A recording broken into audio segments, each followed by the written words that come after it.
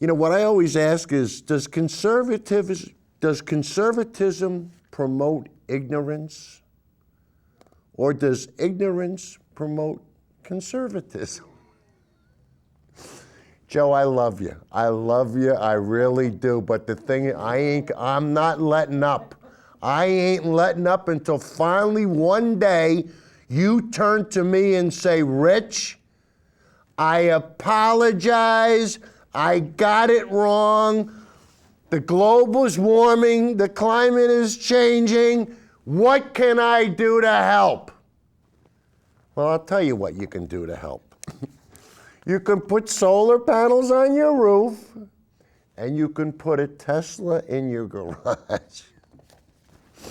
Guys, Joey did have Solar City come out to his house, and he could have saved a lot of money, but that would have meant he would have to eat a lot of crow, and conservatives don't like to eat crow. And speaking of crow and speaking of Solar City and everything, I was at Home Depot. And you know, remember earlier we did clips on how Solar City was going to have guys at Home Depot.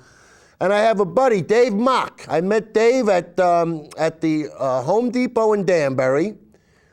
And what you can do is come online on Who's Telling the Truth, you know, who'stellingthetruth.org, and we'll put Dave's name up there. And what they can do is they can take a satellite picture of your roof, and they can tell you if you qualify for solar or not. But in the meantime, we're going to show you a clip from Elon Musk. And if you remember back to show 17, that's when I first found out about Elon Musk. And Elon Musk, of course, started SpaceX, Tesla, and he's chairman of the board for Solar City. So let's see what Elon Musk, this envisionary, who is not an American, well, he might be an American now, but he was born in South Africa. So let's see what this un-American has to say about American energy and what we can do to conquer it.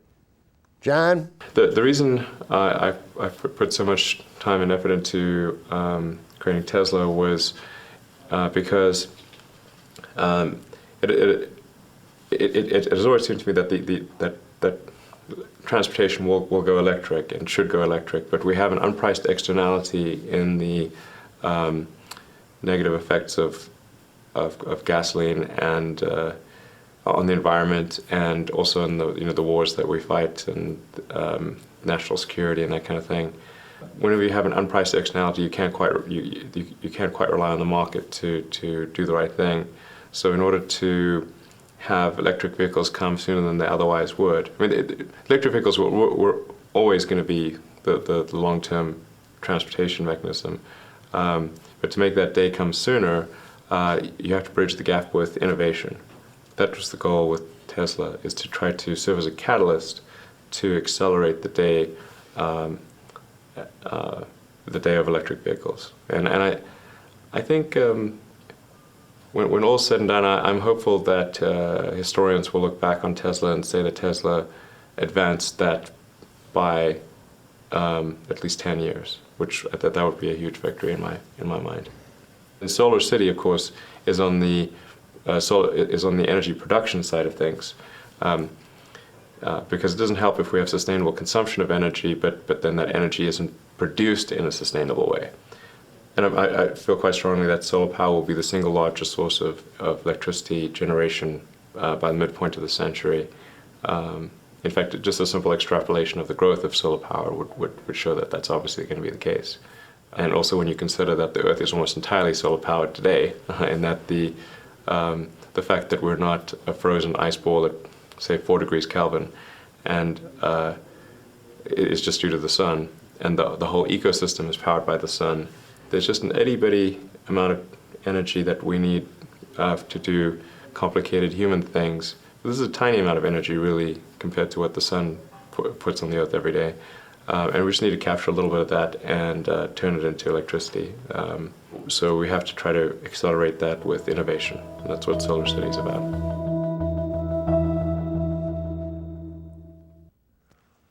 Guys, if you haven't met Elon Musk yet, that's him, and he gets it.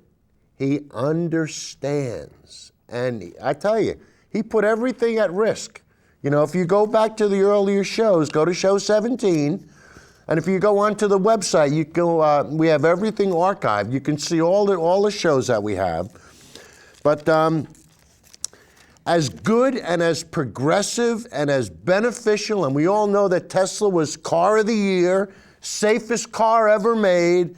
I mean, I'm not, you know, go back through some of the older shows or just Google it. But of course, as much as we love Tesla, Fox hates it. Fox hates anything renewable, anything sustainable. Let me prove to you how much Fox hates Tesla. John?